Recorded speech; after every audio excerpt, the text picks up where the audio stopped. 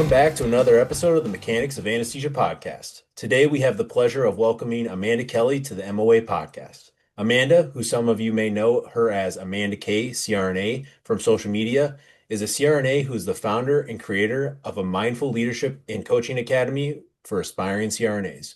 In addition to her mentorship and coaching business for RNs, she's a full-time 1099/independent contractor CRNA where she does locum anesthesia in a variety of settings, including surgical centers, hospitals, and offices. Amanda has had a passion for mentoring and teaching, which then grew into a coaching business to help aspiring CRNAs thrive and to develop a legacy of leaders. Welcome, Amanda K, to the podcast. Thank you so much for having me. I would say I feel so honored. Thank you, thank you, thank you. So, Amanda, why don't you get started by telling us a little bit of your background into nursing and then background becoming a CRNA? Yeah, so I feel like thank you guys again for having me. I definitely wanted to be three things when I wanted to grow up. I wanted to be a nurse, a singer, and a tennis player. So those two didn't work out. So I was like, didn't happen for the other two. But I always have had a heart for nursing. So I went into nursing. I got my bachelor's degree per my dad, who pushed me just to get the BSN straight out of high school into college. And then I always knew in nursing school, I wanted to do something advanced or leadership. I knew I wanted to just go up, but I had no idea what. So I just rode the wave of my career. And that's what a big thing with me is. I know a lot of you, some of you guys come out the gate, you want to be CRNA. Some of y'all don't know yet, like me. And I just say, enjoy the ride. My nursing career took me to, I did orthopedic trauma. I always wanted to be in trauma, but I didn't initially get in the ICU. I didn't initially get in the ER. So like, again, I just rode the wave. So I did palliative care. I did telemetry. I did travel nursing. And then I eventually got into trauma, critical care, which I absolutely loved. And then from there, I think it was about 6 years as a nurse, 6, 7 years as a nurse, I believe. And then one of my friends that I worked with at my first trauma job literally called me and she was like, Amanda, I'm in CRNA school. I know we haven't talked in a while. You would love this. Like, this is for you. You would love it. And I was like, really? I don't know. I had actually applied to NP school, got in, didn't feel right. I was like, no, I don't, this doesn't feel right. I had a bunch of mentors that were NPs. And then, yeah, she called me and literally I can just say the rest is history. I got certifications. I started shadowing immediately. I ended up applying like that next cycle to the school. And that was it. And she was right. I mean, it was the perfect blend of critical care, critical thinking. I love hands-on. Like I love putting IVs in and doing all of that. I was doing ultrasound guided lines at one of the places.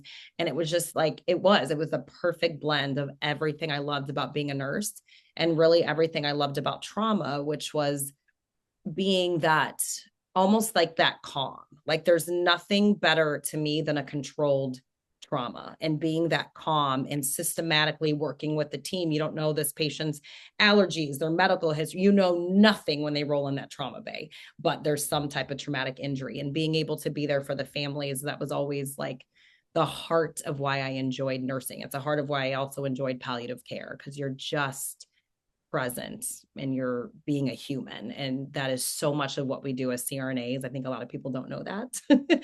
Very much Totally. presence and being with humans at just crazy times. And so, and whether it's having a baby or it's getting their knee replaced, you know what I mean? It doesn't have to be like a crazy big surgery.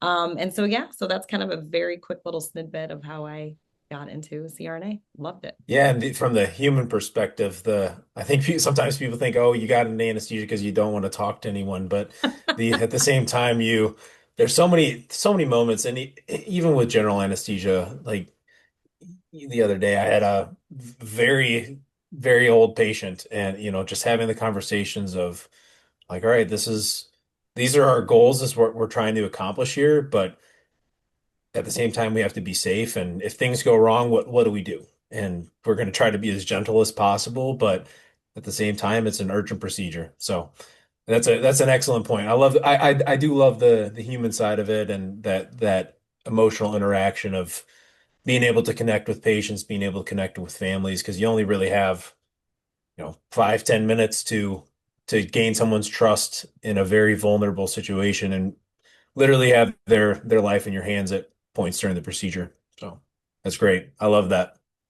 Yeah, and your kind of background sounds a little bit similar to mine, where I didn't necessarily know if CRNA was always plan A for me too. And I started on a telemetry unit. I know Eric started in an ICU like straight from the get-go. So like we all end up getting there, but it is kind of like fun to me seeing how people's thought process gets to CRNA school. So like I always kind of tell people. Well, I was talking to a group of nursing students the other day where I was like, even if you don't get into an ICU right away, because honestly, back when I was applying, like you like never got into an ICU right away. I think the market might have like changed a little bit, but COVID, um definitely COVID.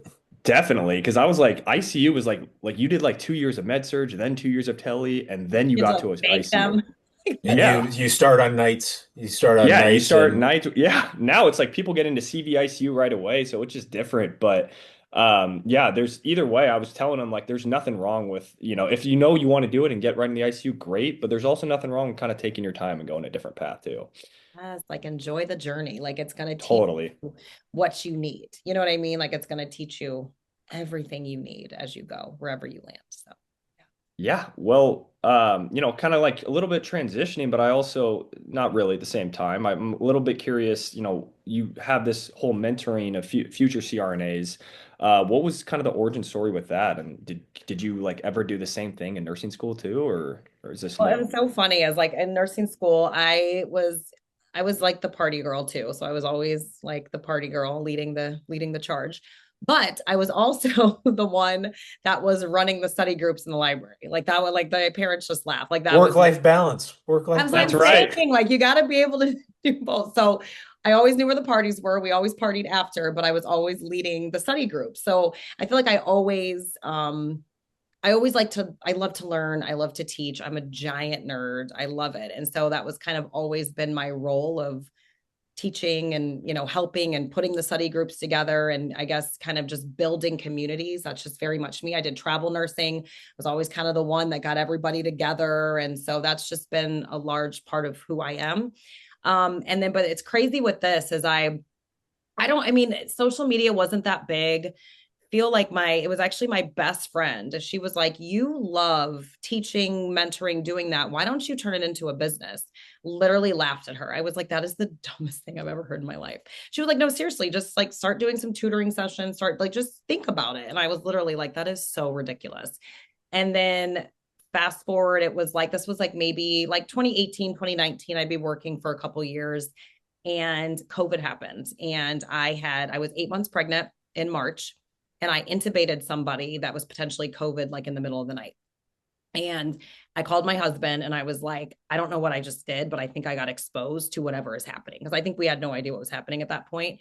And he was like, that's it. You're done. Get your butt home. I'm pulling you out of work. You have a month left in this pregnancy. Done. And I was like, okay. And so literally I had to quarantine because I was living with my mother-in-law and my husband. And I was in this room actually quarantining, 8 months pregnant in this room. And I just started the business. I put together my calendar. I started what I could offer in that.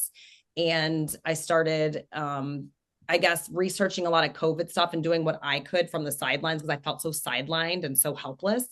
And that was like the beginning of it. And then I would say, like, I really took a turn. It just kind of evolved on its own. My whole goal was to actually help people in CRNA school because I know how taxing and how hard and mentally and emotionally draining it can be. So my whole goal with my business was to focus just on like nurse anesthetist residents in school. But I found more people gravitated towards me who wanted to get into school. And Mhm. so it just kind of evolved from there. And then I discovered coaching in 2020. And I was like, wait a second, like coaching is incredible. It's like no one knows about it. People have all these opinions about it. But when I did my research and when I myself got coached first, I was like, oh my God, this is what we need in healthcare. Like, this is what we need in 2020. This is what we need in healthcare. Like, this is what we need to build emotionally strong humans. And I realize as much as we talk about EQ and emotional intelligence, who's really teaching it? Like, how are we walking that out? What does that look like? What does that support look like? And that's when I just kind of switched my whole model to I'm going to coach both in school and those getting ready. And my big push now is for the nurses who are aspiring to go into CRNA school, I know what the issues are over here in school because I've walked it and I work intimately with people in CRNA school. So how can I build you up mentally and emotionally over here so that you're a little bit more, like, I just call it like pivot duck, all the things that come at you in school, you have a quicker bounce back. Like, we're not low for so long, we're not stuck in survival mode. And there's a lot of neuroscience that I've dove into as well. Like, it's not like woo woo, let's Hmm. light candles. Yeah, You know what I mean? Like, it's very much It's not all sunshine and rainbows. it's yeah, I'm like, evidence. Yeah. absolutely not. And so that's just kind of, it just was like, oh my God. And sometimes, I mean, I love being a CRNA and I know I was put on the planet to care for patients, but I also feel like this is it for me, like really helping people become resilient, face challenges, and get through life, school, all the things. Like it just lights me up and fills me up. And I love it. So Honestly, really quickly too, you mentioned like the bounce back of like, because honestly, I mean, Eric can attest to this too. We've had such high lows and high highs though. I mean, you really just go through the whole it is, yes. 360. But it's Mountains like and valleys every day, mountains and valleys. I find that super interesting too, because they always talk about when you're like physically fit, like you're getting tired every single time. But what gets better when you're actually fit is your recovery time, like how quick you bounce back.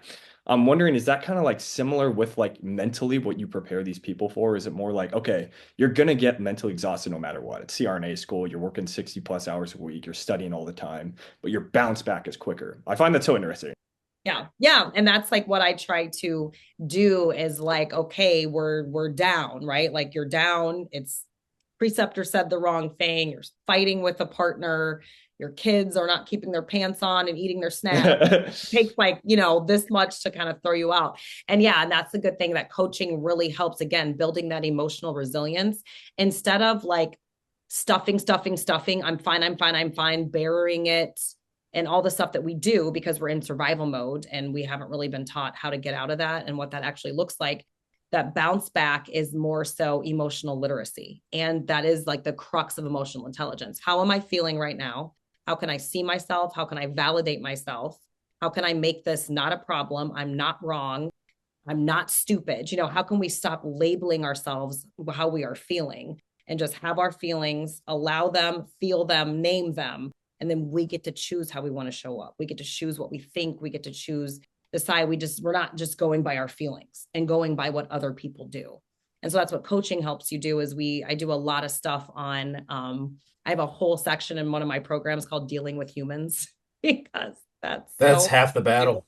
that is. Totally. I just met with somebody yesterday. He's like a new client and he was like, it's not the workload of CRNA school that has me burnt out. It's the personalities. I'm Absolutely. exhausted from the personalities. The dynamics of the OR. Oh, I mean, it's, especially if you're not used to it. I mean, I feel Yeah. like you're in the ICU setting, when you're in the R, when you're in med surg, there's this element of you're just kind of working together. We're all kind of doing. And when you're in the OR, it's just, it's a different environment. It's just an Totally. environment. And if you're not ready for it, if you're not used to it, it's very hard to how to not take things personally, how to not be crushed at the end of the day. And so a lot of that work is really building up your identity. Like, who do you want to be? Who are you? Yep. And really, how do we show up as that? And that's a lot of what coaching is. So exactly that, you're not low for a week. You know what I mean? Like, let's get you bounced up in a couple days. And then now you've learned these tools and you can apply them to anything, To anything anywhere in in life. life. Yeah, it doesn't have to just be school. That's kind of the fun part about it. But yeah, I'm just very big on that. You're gonna, like, I did a whole series in 2024. You're gonna suffer. So how can we make this okay? Like, how can we make you okay? Because Minimize it. suffering is gonna happen. Exactly. And Totally.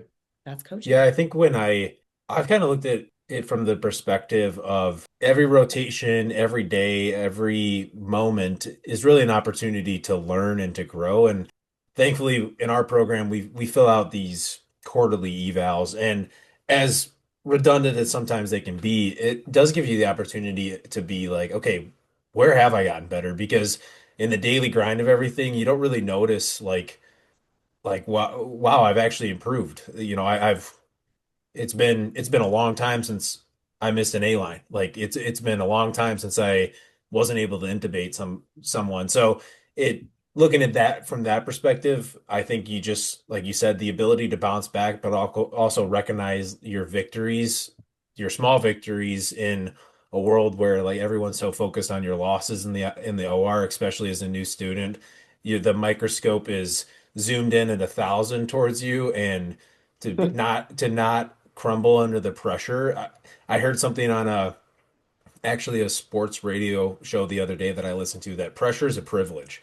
I think that being able to have the pressure means that you're in an environment where things matter and outcomes matter. And You're as a student, as a someone, Ben and I both graduating in 4 months, I kind of look at that and it's wow, the pressure is indeed a privilege. It's an honor to be able to do what we do and to have that pressure of, man, I get to take care of someone, deliver an anesthetic, put them to sleep, but most importantly, wake them up. Yeah. The responsibility. I would say there have been probably now 3 or 4 pivotal moments over the last, it's depressing to say how many years I've been a CRNA, doesn't seem real, but over the last few years. Um, but the responsibility that we have. And again, like I love exactly what you said. I just coached on that. Pressure is a privilege. We've coaching on stretching, like stretching because again, you can stretch your muscles and you can pull them all, or you can stretch them and grow and become more flexible. Yep. And so we did a lot of coaching on that. So I love that you said that. And I think the big thing from that is I tell people, when you are at the end, I want you to lean in harder, because Yep. every situation, I want you to, I call it go running into the fire. I want you to go with the scary preceptor. I want you to go in the rooms that you don't like. I want you to be as uncomfortable as possible. Again, with a little bit of, again, we take care of our nervous systems. That's like the big part of coaching as well, too. But you're going to need all of that when you get out. And so like Yep. lean into that instead of making it crush you and kill you. And I think you said another good thing too, is that's huge. What went well? What are you most proud of? Ask yourself those questions every single day, because it is so easy to, I'm not good enough. I didn't get this. I'm lacking. And you're missing like how far you've come, and you're missing the tiny micro moments of when you're learning induction and you got the vent on quicker and you got your flows and you got your, you know what I mean? Like those micro moments are what being a CRNA is all about. And so I urge y'all, even as if you guys are nurses right now, what is going well? What are you proud of? Track that, because no one else is coming to pat you on the back in CRNA school. No. You have to do it. The ability to self-reflect in a way that it looks as from like a self-growth aspect and say, what are the things that I need to work on? Because at our point in training too, it's like, yeah, we might have all of our case requirements filled. We might have our minimal competencies filled, but truthfully, looking in the mirror, what do I need to work on?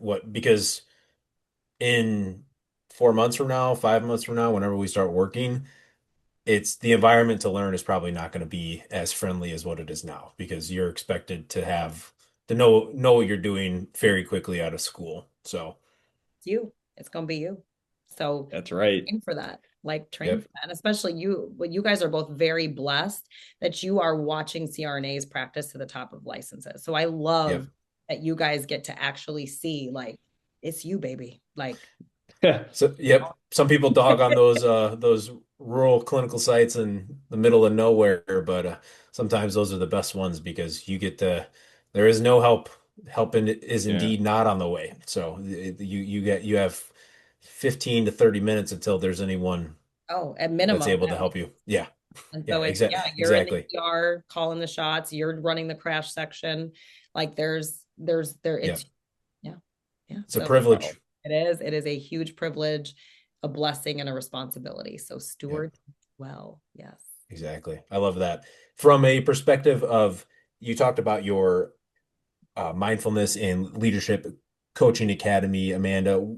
Tell us what you offer for CCRNs, critical care nurses. What are some of the services you offer for applying to CRNA school, whether it be mock interviews, resume reviewing? What are some of those things?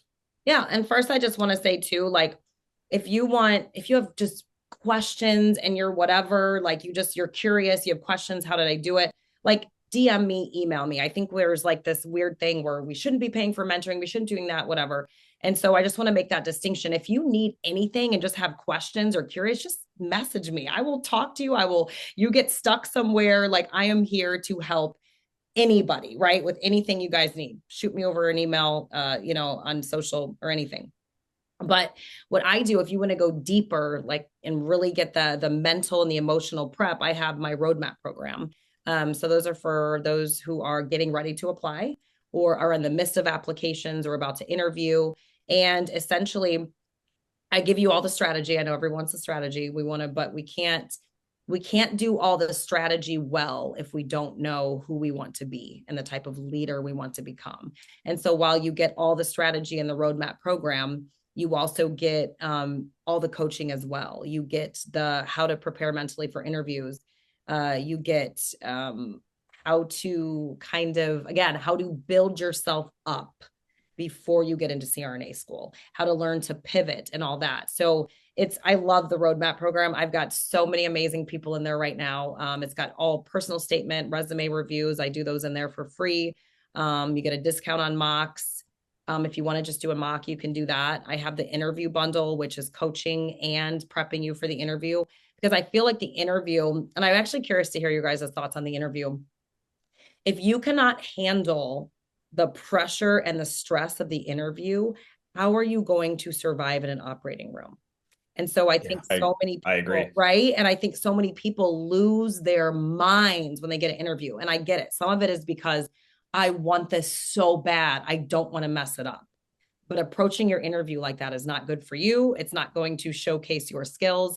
So I like to do a lot of prepping you for the interview process, because again, if that scares you that much, what are you going to do when you're with cuckoo pants surgeon, cuckoo pants preceptor, and crazy circulators and techs? You know what I mean? So I just take everything that you are doing on your CRNA journey is training ground, and I help train you and I help prepare you. So again, you can show up as the leader. It's about this profession is so much about being leaders.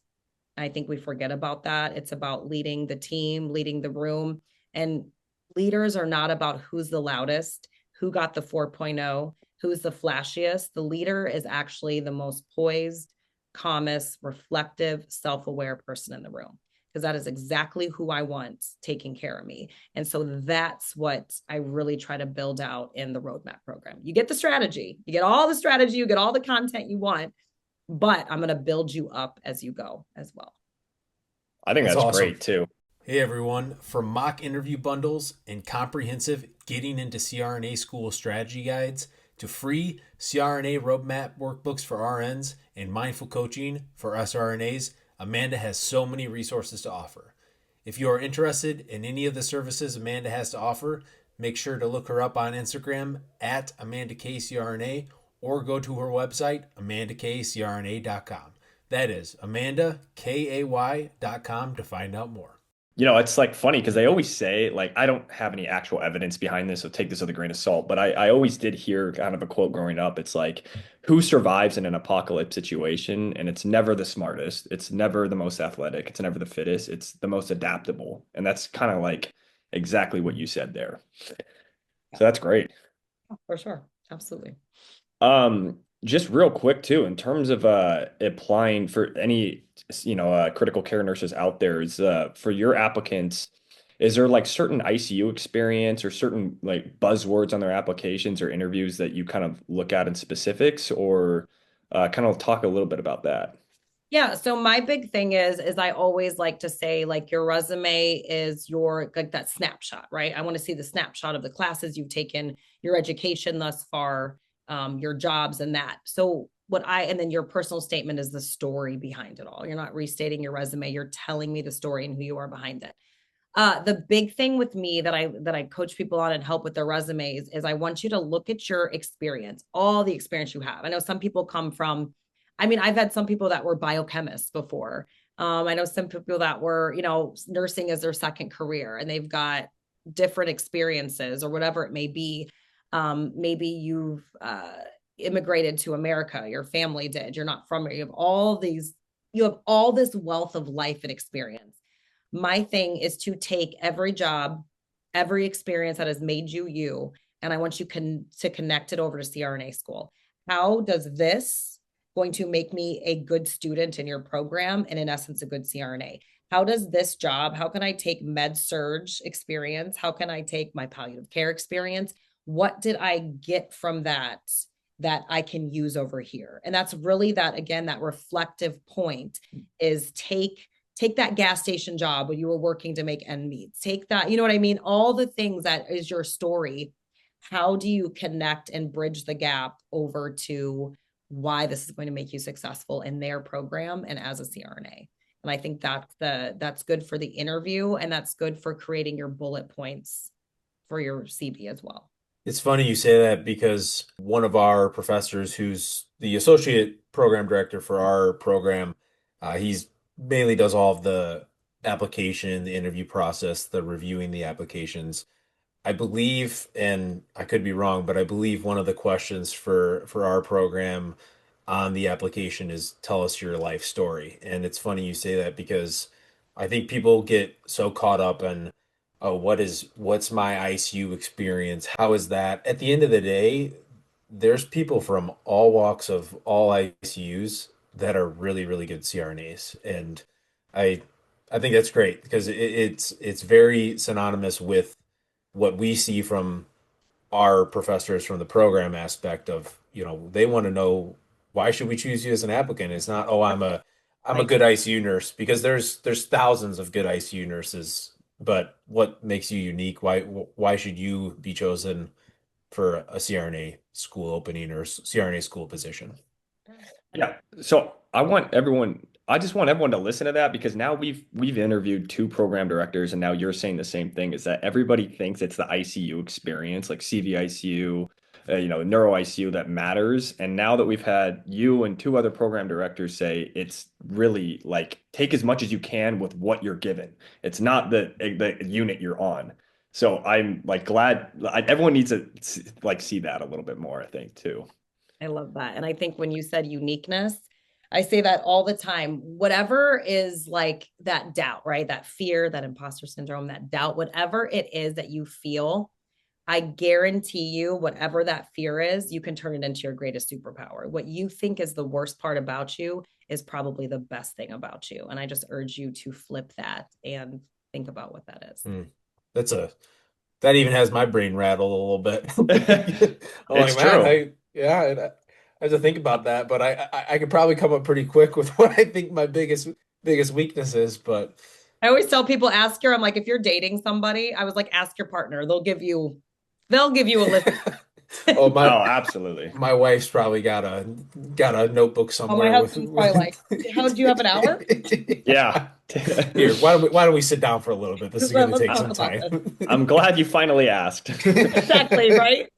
Now we're gonna get to this. So from that, the perspective of students applying to CRNA school, and even similar to the topic we've been talking about, what do you think are some common knowledge gaps you see for students that are applying to CRNA programs? For my perspective, I think that it's probably people underestimate the overall workload, just emotionally, physically, socially, that it has on your friendships, your family, just the overall just challenge of the pure amount of information that we have to know for our career. That's from my perspective, but I'm interested to see. Obviously, you are in contact, you mentor far more students than we do, so I'm interested to see, or potential students rather.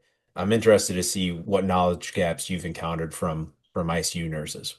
Yeah, I think as really what I've kind of come up with is like I call it the four P's, where I think the perfectionism, the obsession with productivity, being so performance based, perform, and people pleasing.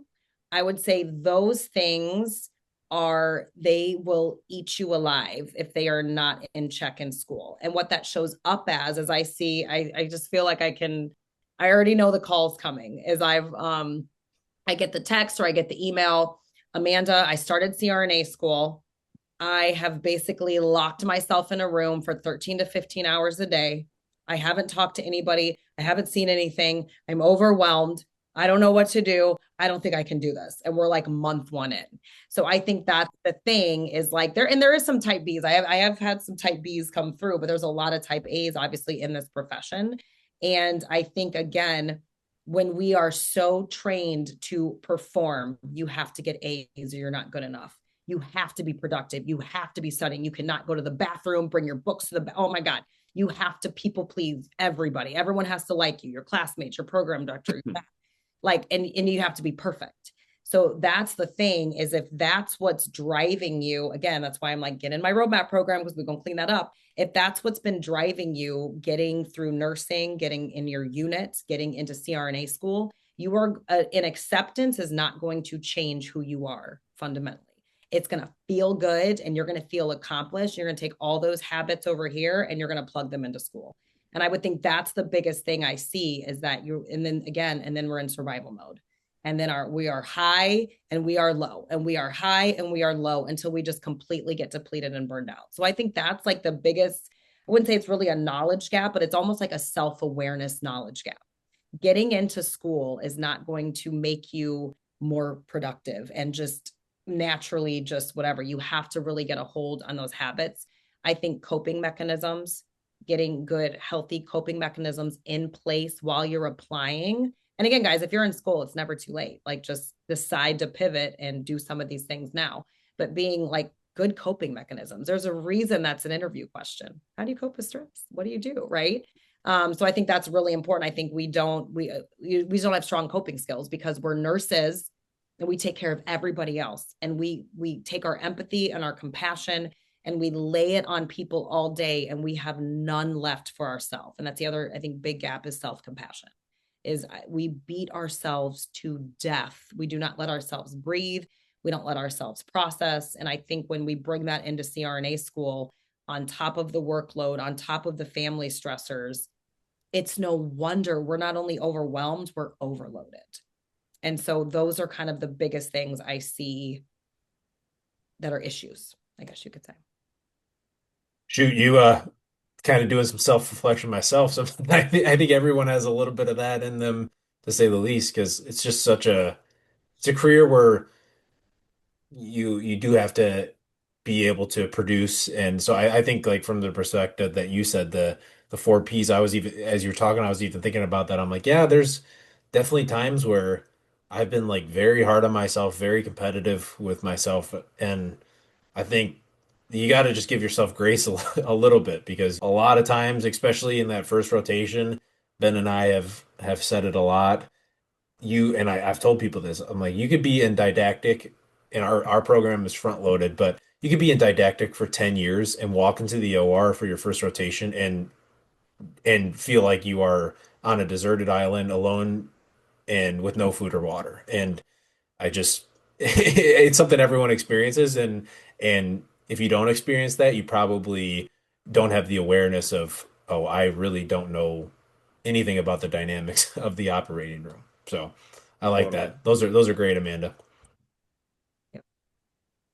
I think it's important too to like remember too that like mistakes are a good thing too. It's like a sign of learning. So like no one's gonna expect you when you're on that deserted island. It's like, oh, for example, if you don't turn your flows down after you induce, like, okay, won't make that mistake again. And it's like each mistake you get better and better. So I can't attest to that enough. I remember a lot more test questions that I got wrong than I got right.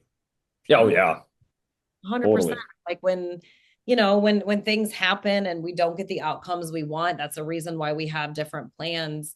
And again, it sucks when mistakes happen. I mean, obviously this is a stressful, high risk job and there's very, thin margins for error, but that still doesn't mean that we have to beat ourselves up all the time, because if you're going to be failing forward your whole life. And we even do something in my program, we make like fail plans, and I'm like, list out every single way you are going to fail on the way to CRNA and let's look at it, let's be in it. And then what I don't really care so much that you messed up. What are you going to do about it? How are we going to pivot? How are we going to keep moving forward? And again, it's hard to do that when your nervous system is on fire. You hate yourself. You're beating yourself up. You're trying to be liked by everybody. There's something crazy that happens when you take kind of like dial down those 4 P's, you show up like better. Like it's like, Yes. well, I can't let go of control. I have to, and it's like, but when you just step back a little bit and those loosen grip, it's amazing how you just start to flow more when you like let go a little bit. So yeah. Eric, I will say I'm pretty jealous of you and Dylan because I would have loved to have Amanda as my preceptor, even just for one day, honestly.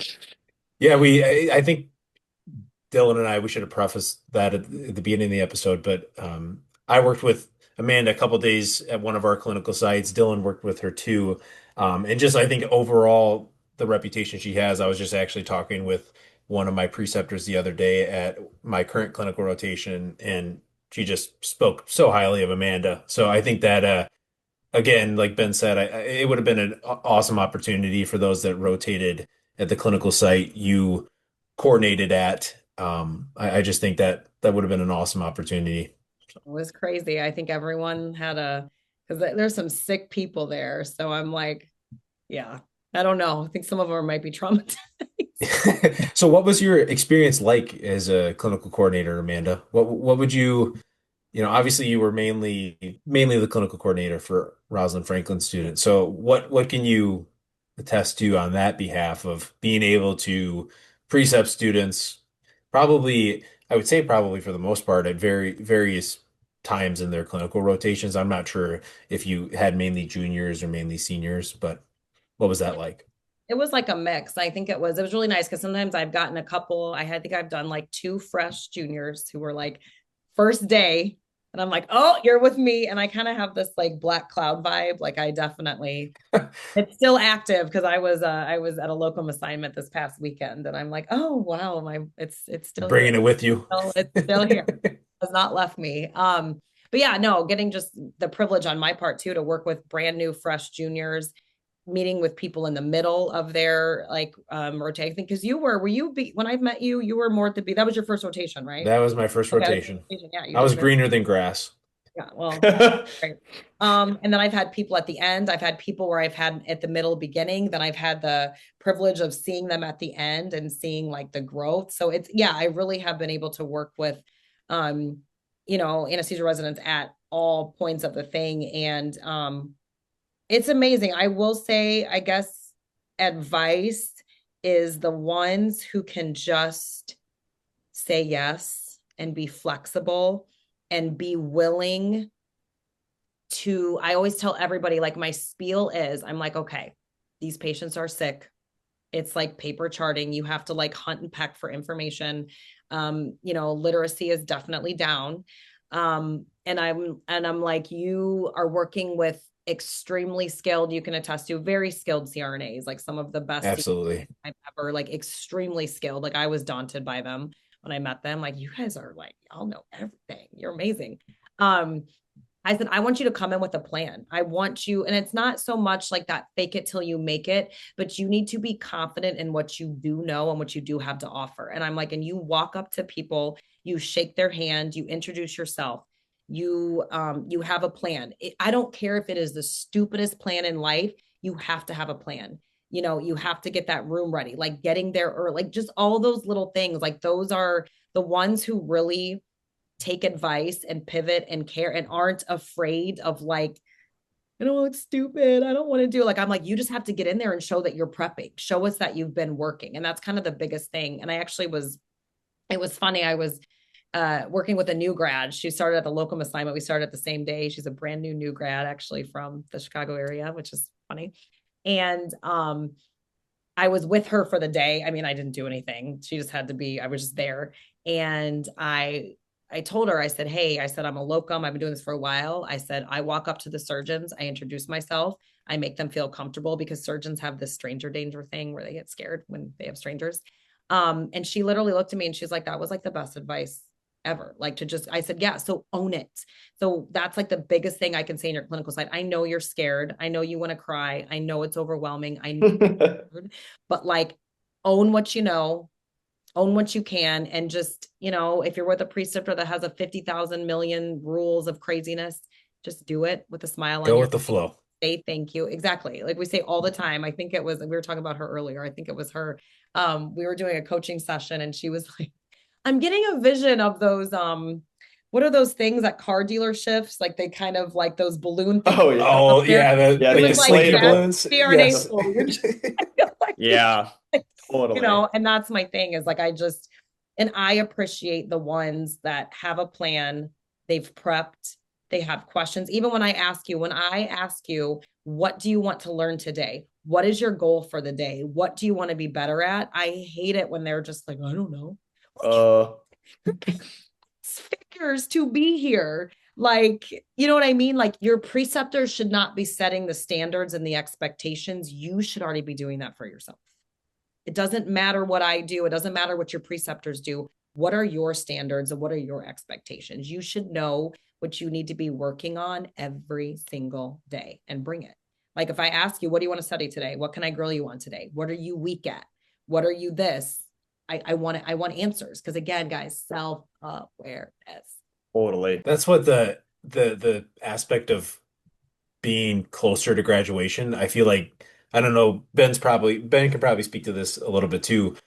More preceptors are more so like, oh, I don't really have anything to say to you. I'm like, no, please, like, don't feel like you like can't grill me. Like, please, Do like, something. Yeah. yeah, like, just please tell me what if I'm doing something that it doesn't even because there's 50,000 ways to do an anesthetic. It doesn't even have to be like, oh, you're doing this wrong, but say, hey, have you ever tried this or what do you think about this? I love that because then like we're at the point where we've probably refined a lot of our skills and gotten to a point where we like doing anesthesia. So it's probably to the point where you should start doing things the way you don't like to do anesthesia or the things that make you uncomfortable because you have 100%. to, yeah, you have to be able to do multiple things and be able to be thrown into a situation where you really don't know what's going on, like a trauma. I don't have any idea anything about this patient, but this is what's safest and this is what we're gonna do. Yeah, always like again, the default as you're prepping for boards, as you're prepping for your interview, whatever it may be, the default is always what do you know? And even with I think for like my juniors who are newer, I'm just really big on your pre-op and your induction and really like getting that solid. And again, I'm gonna hold your hand, we're gonna walk through it. But if you're graduating, like if I had both of y'all, like if I was precepting y'all, what I usually do towards the end is I sit back and I make you tell me every single thing why you're doing. Like you have to tell me, like, why'd you give 25 mics fentanyl, not 50? Why'd you give the fentanyl at this point? What are you hoping to do? When does it peak? So when you get to that other one, I want to hear every single rationale out of your head. Well, my preceptor did it this way. That's not good enough. Why are you doing it? No. And so that's what I like to do is I sit back and I just make you guys tell me why. It's funny. I'm actually at the point where like I want you to pimp me because I've already looked stupid so many times, like in the It's past like year. And yeah, go ahead. Like, you know what? I've already you learned from can't so hurt many me more mistakes. than I've been hurt. Yeah, yeah, literally. You know what? Now I want to be tested because I know I've learned so much from me looking dumb in those mistakes. So yeah, I make sure I don't do anything without knowing why, and that's super important. Just kind of a little bit transition. This is more probably for the people towards me and Eric and Dylan's point in the career, but I know we touched on it a little bit, but what advice do you kind of have for CRNAs that are just transitioning into practice on their own from sRNA to CRNA? Like what's something you can do? And just kind of managing your newfound life of work-life balance after that. Yes. So my big thing, and I have it, I both my social media platforms, my big thing is I have worked my career to fit into the life I want to have. And so the first question people ask me, I don't know what job to take. These are the jobs. What do I do? What would you do? What do you want? I mean, for 3 years and even beyond that, you have been on this like CRNA race. And so what do you want? What do you want to do? What kind of environment do you want to work on? Where do you not want to work? Do you not want to do OB? Do you not like what do you want? You are allowed to ask yourself that question and think about it, right? Money comes and goes. Money comes and goes, right? Be made in that experience comes and goes. So that's always my first thing is what do you want to do? And kind of go from there. What do you want? If you took a step back from the anesthesia stuff, what do you want your life to look like? Do you want to travel? Do you want to buy a house? Are you going to live very frivolous? Are you know what I mean? Are you going to get married? Like really reflect on those things and then decide which job best fits that. Skills can always be learned, Money can always be made. I mean, I took the ones, I wasn't married at the time. I took the route of inner city job, very autonomous, good money, horrific commute, scary as crap, but it refined me. I mean, by the time did my 2 years in there, I had no choice but to be a good CRNA because I remember I pre-opted my patient. They were all like threes and fours. I pre-opted my patient and I started walking back to the OR. It was like my first week, and I realized nobody was coming behind me. Like nobody was checking my work. And that, like, it hit me, but it made me be so thorough. So it's kind of that, like, you guys want to be good providers, yes, but you can, I mean, you can learn and hone those skills anywhere. If you want to do a surgery center, if you want to do that, make sure you're supportive, but really just think about what it is that you want out of your career, out of your, again, like I tell my critical care nurses, like, you got to paint the vision and you got to help the program directors see that vision. What is the impact you signed up to do? Because now, hey, 4 months, you get to create that impact for yourself. So what do you want? What do you want that to look like? And then fit in the job from there. I'm definitely one of those. If you want to go straight locums, if you want to go straight surgery center, do it. But again, I hope you were running into the fire the last few months of CRNA school. I hope you were wildly uncomfortable. I hope you were begging your preceptors to pip. You know what I mean? Like, you don't, like I said before, like, this is not your preceptor's journey. This is yours. And you get to decide to make the most of what you have based on where you want to go next. So I say, take the big level 1 teaching hospital job, go in the middle of nowhere, do surgery centers and be done at noon. You know what like, but it has to fit your vision and what you want to do. But as long as you worked your little tail off in school, you should be able to handle anything. And as long as you know how to ask for help, if you are truly humbled and you know how to ask for help, then you should be able to go anywhere you want. Someone said to me the other day, they're like, what's the commonality between every single standardized procedure for a complication or emergency in the OR? What's the one commonality? Thought about it. I was like, calling for help early. And they said, exactly. It doesn't change no matter what you do. Because whether you're at a surgery center, whether you're at a teaching hospital, whether you're in the middle of nowhere, it's it's always, you have to be humble enough to say, yep, I need an extra set of hands. Oh Know yeah. your limits, Yes. know your Yes. thing. Know your And limits. again, I've done things at particular hospital we're at. I put in a Zoll cooling catheter. Never done that before. I got the phone call, hey, we need a Zoll cooling catheter. I'm like, It's it's just a big central line. it's just a giant central line that you shove in the fem. It's fine. It's the same technique. I know. So you can put a central line in, you can put in a Zoll. I was like, this thing is a pipe. I did it. I did some research and I did it. I hadn't done a lot of, was it sciatic blocks? I hadn't done a lot of like anterior sciatic blocks. And so I Mm. looked it up and I did, but I also know what I'm capable of. I know if I Yep. didn't feel comfortable or didn't feel like I could do it, I would have never done it. And so that's really, like you said, that's the thing. And I'm not scared to ask for, even at my locum assignments, I get consults, I ask opinions. If they want to think that it means I'm stupid and weak, they can think that all they want. I'm not going to change the kind of provider that I am just because I'm in a different environment. So that's really what it's all about. I like that. I think it's also a sign of a good working environment, a good culture. If you can call up your coworkers or call up your mentors or call up your attending and be like, hey, I don't know really what to think about this, but what would you do? Yeah. And And I've done that. I do it all the yeah, time. Even like office work. I have a friend, he's like an office. He's been working in offices for years. And my machine was like, I think I posted it on social what happened because it was like two things that like, I'm like, oh my God, what the heck? And I call him. And then someone had seen some of my posts on social. And I actually got a phone call from somebody. Hey, I haven't talked to you in forever, but my machine is screeching. You know what I mean? So it's just kind Yeah. of build up a network, build up mentorship, keep in touch with people, network, and you'll be fine if you always know who to call and when to call. And I kind of I kind of have noticed at the provider level, I don't know about you guys, but like I just feel like less so I'm being insulted for calling for help early than I was like earlier in my, kind of nursing career even before that. I feel like it's like if it's not you today like looking stupid, then it could be that provider tomorrow. So it's like we all know that we have our limits and what we know and what we don't.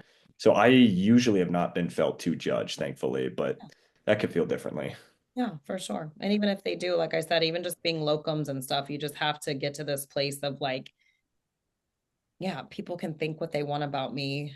It's, I'm never going to let anyone bring me out of my integrity and bring me out of what I know to do is right. And it took me years to kind of get to this spot. I want to be liked. I want, and it's just now, if they like me, that's a bonus. That's great. But like, I'm here to make sure my patient gets home for dinner.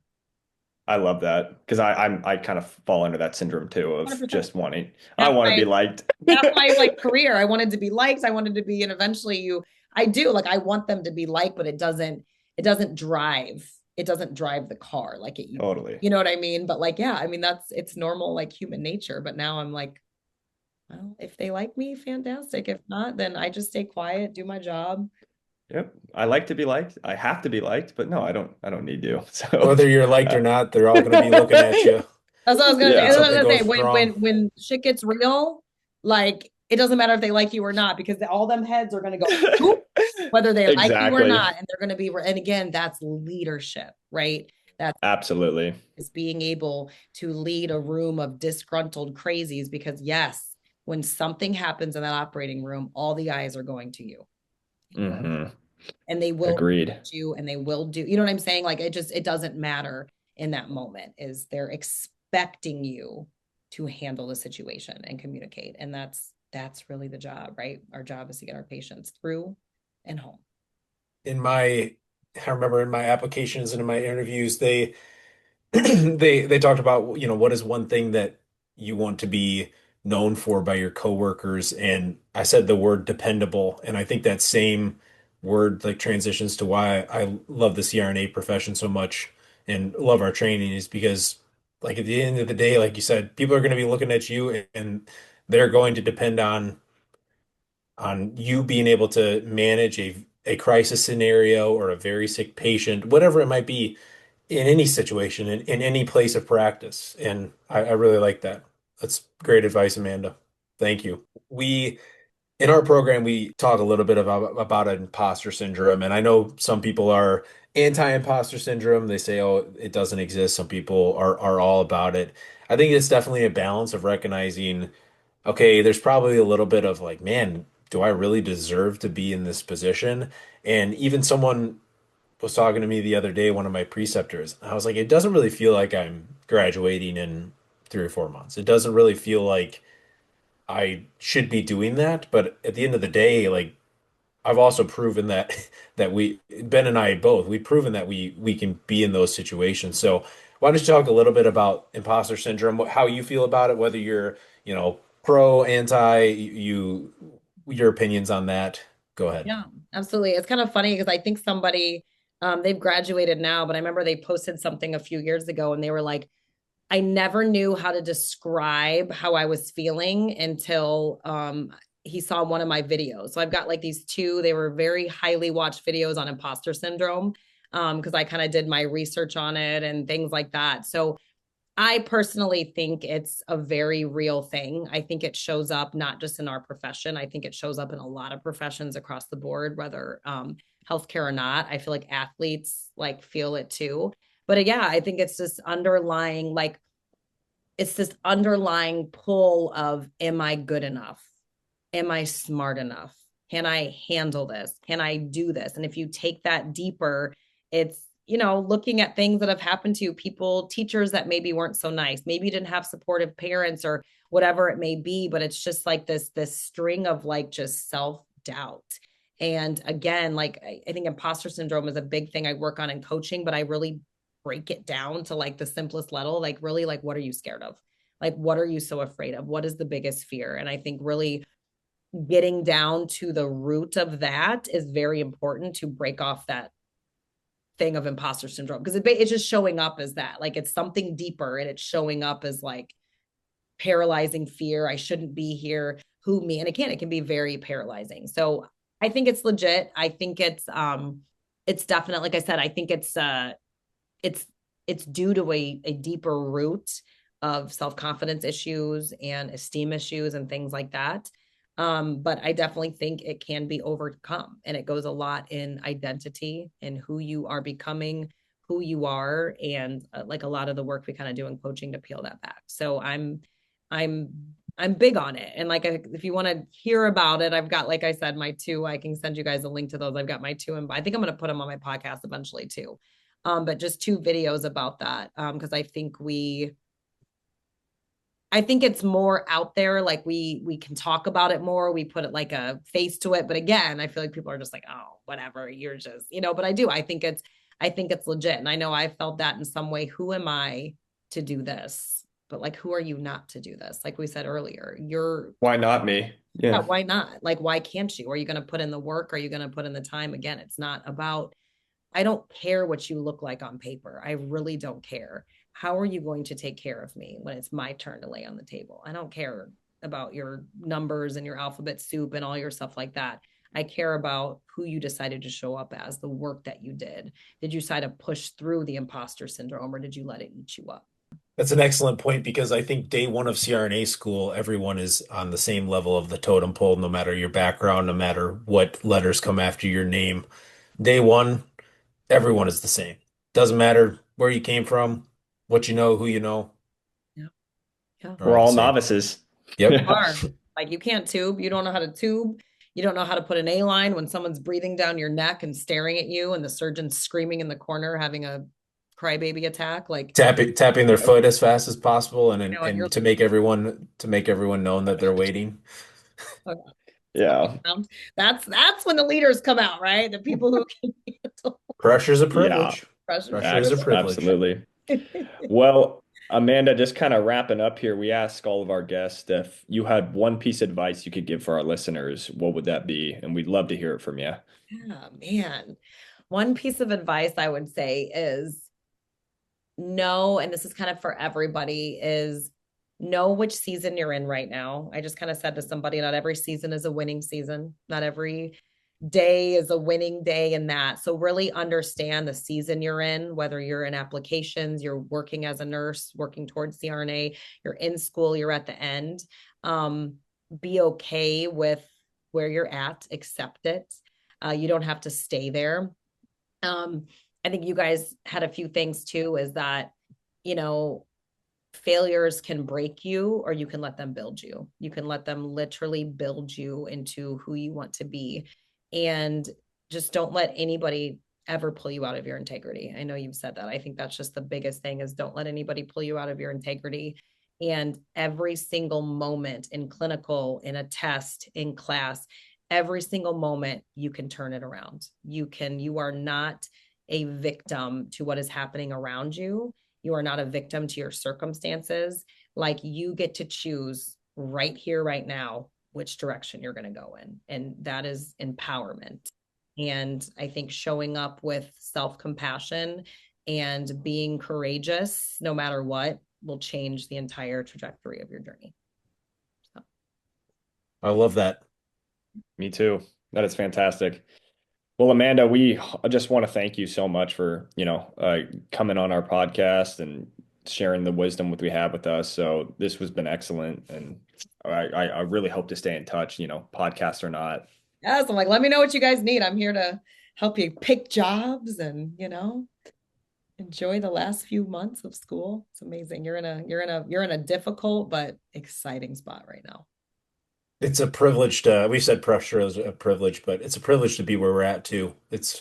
You, we had guests on our last episode that said, how many people would kill to be in your spot right now. And I've always just kept that in the back of my mind because it is so true. There's so many, I've met people at every single rotation I've been at that say, oh my gosh, you don't you just like wouldn't you just love being done with school? And I'd love to go to CRNA school. And I think just, the daily hustle and bustle, we tend to forget that. But if you truly sit down and reflect and just take a moment to think, wow, I've come a long way. It's awesome. It's a great feeling.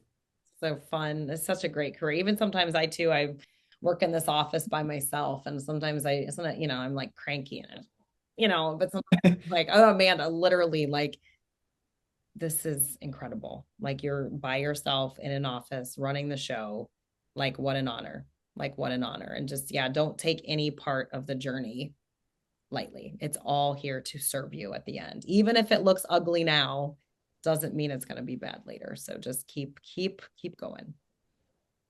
Awesome. Well, thanks so much, Amanda. I Thank you appreciate for thank you for coming on. it. Absolutely. Thank you guys so much. Thank you again to Amanda for joining on today's podcast. She shared so much valuable insight and emphasized the importance of mental and emotional resilience throughout the journey of CRNA school and into the CRNA career as well. If you haven't done so already, please give her a follow at AmandakCRNA on Instagram. Check out her YouTube channel and join her Facebook page, The Surviving to Thriving SRNA. We'll talk soon.